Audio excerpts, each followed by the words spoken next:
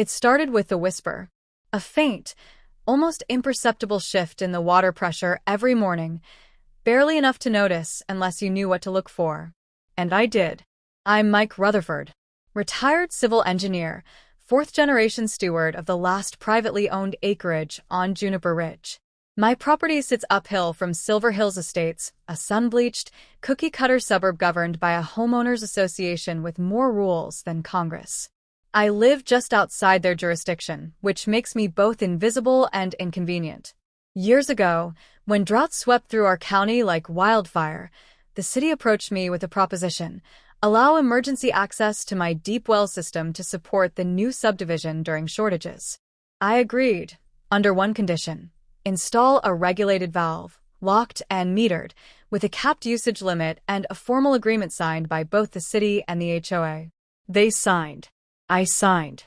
And for 6 quiet years, the setup worked without issue. Until Karen arrived. Her real name was Deborah Winthrop, but everyone called her Karen, though never to her face. She had the aura of a woman who considered Neighborhood Watch a combat sport and wielded her title as HOA president like a badge of divine authority. She arrived with monogrammed clipboards and glossy newsletters about aesthetic uniformity and community synergy. Within weeks, she had fined 3 families for garage door color violations and forced a widow to uproot her rose bushes. I stayed off her radar until the pressure dropped. At first, I blamed my filtration system. Then I assumed a leak. I inspected the pipelines, tested the pumps, even brought in a former colleague to double-check the telemetry. Everything was sound, but the cistern was draining faster than it should have. I installed a motion-activated camera at the rear valve station, the one that connects, technically and inconveniently, within 50 feet of the Silver Hills perimeter. 3 nights later, the footage made my stomach turn. There she was, Karen, in a high-vis vest and gardening gloves, dragging a wheeled water tank behind her like it was a parade float. She moved with the arrogance of someone who believed the rules applied only to others. She approached the emergency valve, crouched, unlocked it with bolt cutters, and turned the handle like she was filling a bird bath. And she came back. Again and again. 12 nights in 2 weeks. I didn't call the police. Not yet. I believed in confrontation before escalation. So I paid her a visit. She was out front, meticulously aligning solar-powered garden lights along her flower bed. Her expression soured the moment she saw me step off my ATV. "Deborah," I said, voice level. She straightened up. "It's Karen," she said reflexively, then caught herself. "I mean, Mrs. Winthrop. I know you've been accessing my water system." She tilted her head, mock confusion washing over her face. "Excuse me? The valve. The one behind the slope. It's on camera." She scoffed. "You installed surveillance on public utility land?" "It's my land. Always has been." Her lip curled. "According to our zoning map, the easement crosses into HOA-managed buffer space. And as HOA president, I have authority to regulate shared access." "That's not how it works." "It is now." And then, without another word, she turned her back and resumed lining her garden lights. I stood there for a moment, stunned by her audacity. Then I left. The next morning, I replaced the lock with a steel-encased digital system, GPS-enabled, with a code only I knew. It was destroyed within 48 hours. The lock twisted, electronics gutted. In its place, I found a printed note tucked under a rock. "Violation of HMA easement rights. Cease interference or face formal penalties. Final warning." I stared at that note for a long time. Karen didn't just think she was above the rules. She believed she was the rules. She declared war with a smile, cloaking her theft in bureaucratic nonsense and HOA jargon. But I'm not a man easily bullied. I've spent decades designing water systems for cities that live and die by infrastructure. If Karen wanted to tamper with my legacy, she'd better understand what she was meddling with. She thought she was draining a tank. She had no idea she was draining her own future. And I was ready to return the favor. I didn't sleep that night. Not because I was afraid, because I was calculating. Karen's sabotage wasn't just a trespass. It was a message. She was staking a claim, one bolt cutter at a time, daring me to push back. Most people would have filed another complaint or maybe tried to reason with her again. But I'm not most people. I spent 30 years building water infrastructure across 3 states. I've dealt with city planners, rogue contractors, droughts, and even a mayor who tried to bribe me with box seats. I've mapped pipelines under cities the way others map family trees. If Karen wanted a war over water, she was digging her own grave with a teaspoon. I started small. I rerouted the feed from the emergency line to a bypass tank, one that looked functional but was bone dry. I installed a one-way valve to keep my actual supply untouched. From the outside, everything looked normal. Karen could turn the handle, hear the hiss of pressure, feel the line warm, never realizing it was a decoy. 3 days passed before the calls began. First came the HOA maintenance crew, confused about the sudden loss in pressure at the Silver Hills irrigation stations. Then a landscaper complained about busted sprinklers from air bubbles in the line. Karen issued a neighborhood bulletin, blaming the city for a temporary supply disruption. But I knew better. Her nightly visit stopped. Probably because she wasn't getting what she wanted. Then I received a letter. Formal, embossed, sealed with the HOA's emblem like it was the State Department. Inside, 3 paragraphs of legalese accusing me of interfering with shared infrastructure and threatening civil litigation. It ended with a demand: restore flow immediately or face injunction. I laughed out loud. She still didn't know. Silver Hills wasn't connected to the city's main line. They were still feeding off my legacy system, the one grandfather built, the one I maintained out of goodwill, and a long-expired contract. Karen had cut off the only person keeping her fiefdom hydrated. I called the city. "Mike," said Hal from Municipal Services. "Haven't heard from you since the reservoir retrofit." "I need something in writing," I said. A statement that Silver Hills never formally disconnected from my backup grid. There was a pause. "We've got the original MOU here. No decommission forms. Technically, they're still on your line." "Perfect. Can you send me a copy?" "Sure." "Problem?" "Not yet," I said. "But it's about to be." I printed the document, framed it, and hung it beside my control panel. Then I installed remote access, so I could monitor pressure changes in real time. Every gallon, every spike, every unauthorized draw. And then I waited. By week's end, Silver Hills was parched. Residents began to notice. Shower heads wheezed. Toilets only half-flushed. Lawns browned like toast left under a broiler. Kids stopped biking to the neighborhood pool because it had been drained to a puddle. The HOA board called an emergency meeting. I wasn't invited, but I didn't need to be. News travels faster than water. That Sunday, I saw her on my property again. Karen stood on the easement line in her pristine white slacks, arms crossed, lips pursed. She didn't cross the fence this time. She knew better. "I'd like to speak with you," she called out. I walked over slowly, arms folded, heart steady. She tried diplomacy first. "We may have gotten off on the wrong foot. Cutting locks is a hell of a greeting. There's no need for this hostility. Silver Hills is experiencing an infrastructure crisis. You can't deny families access to basic utilities." "I'm not denying anything," I said. "Your homes were never reconnected to the city. That's on you, not me." "Then reconnect them," she snapped. "You have the capacity." I nodded toward the framed document now hanging in the nearby shed window. "That's the agreement you broke. The one that said you'd disconnect by 2020. You didn't. You kept using my supply without paying, without asking, and then decided you owned it." Her voice rose. "I am the HOA president. You can't just shut us off." I smiled. "Karen, I didn't shut you off. You did. When you decided to steal from the man who built the pipes under your feet." She said nothing, just stood there, fuming. I turned away. "Have a good night," I said. "You should conserve water. Looks like it's going to be a dry week." And with that, I walked back inside, every step echoing like a gavel on polished wood. The next morning, I woke to a series of frantic messages from Hal. He was a city bureaucrat, reliable and pragmatic, but this was different. Mike, you've got to fix this. Silver Hills is about to implode. The HOA had officially escalated the matter to the city council, threatening legal action if their water supply wasn't restored within 48 hours. Hal's tone was strained, a mix of concern and something else, something I couldn't quite place. Pressure from above, no doubt. I wasn't in a rush to fix anything. Karen had pushed me this far, and I intended to see it through. But Hal's warning got under my skin. This wasn't just a rogue HOA president anymore. It was becoming a full-blown town crisis. Still, I stuck to my plan. I waited.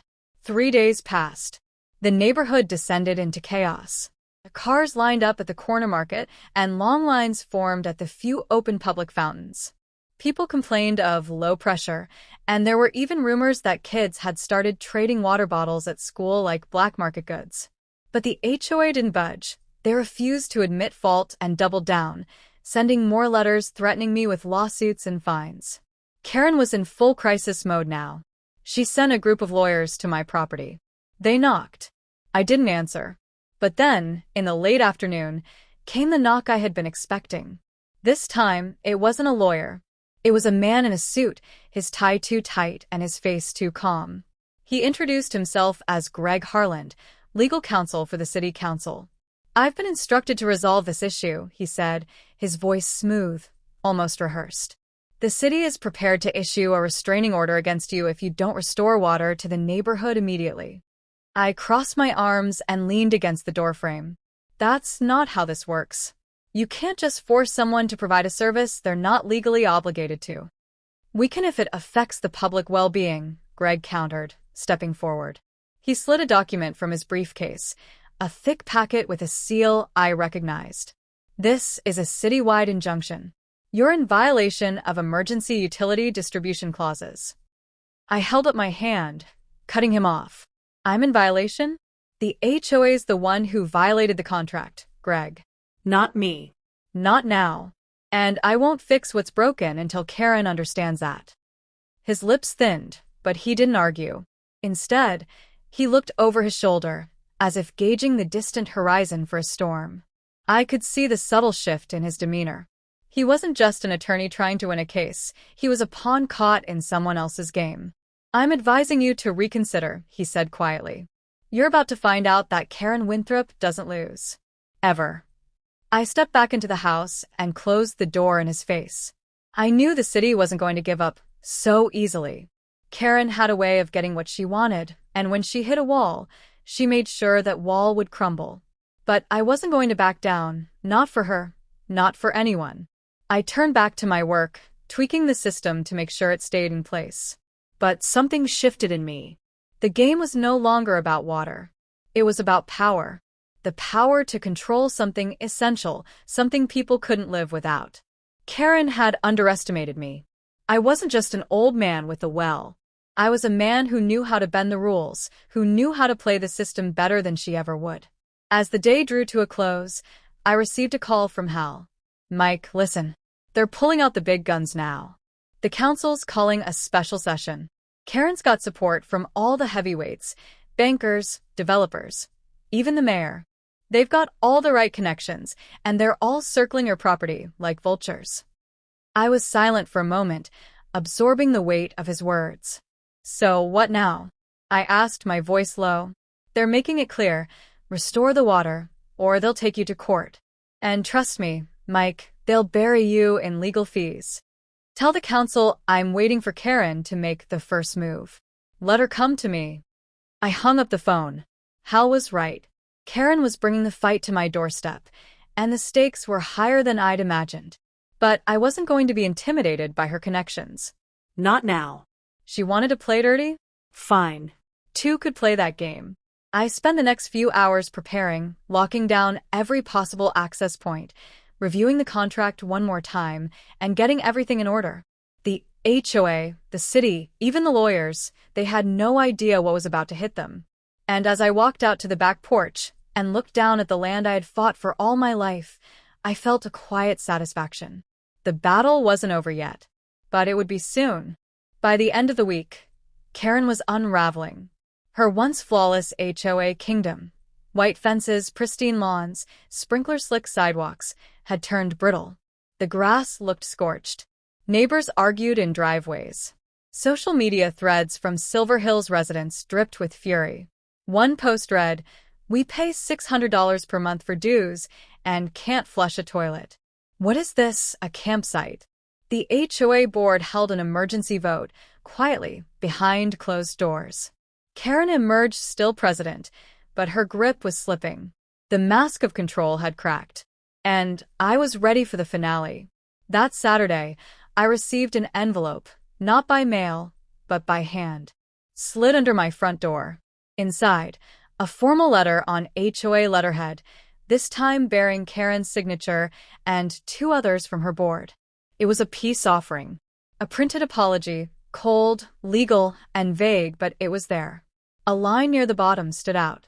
"The board acknowledges your legal ownership of the auxiliary water system and regrets any misunderstanding regarding access rights." And below that, "We respectfully request reinstatement of service, pending negotiation." I stared at it for a moment, then chuckled. It wasn't repentance. It was surrender dressed in polite fonts. Later that afternoon, Karen arrived at my gate.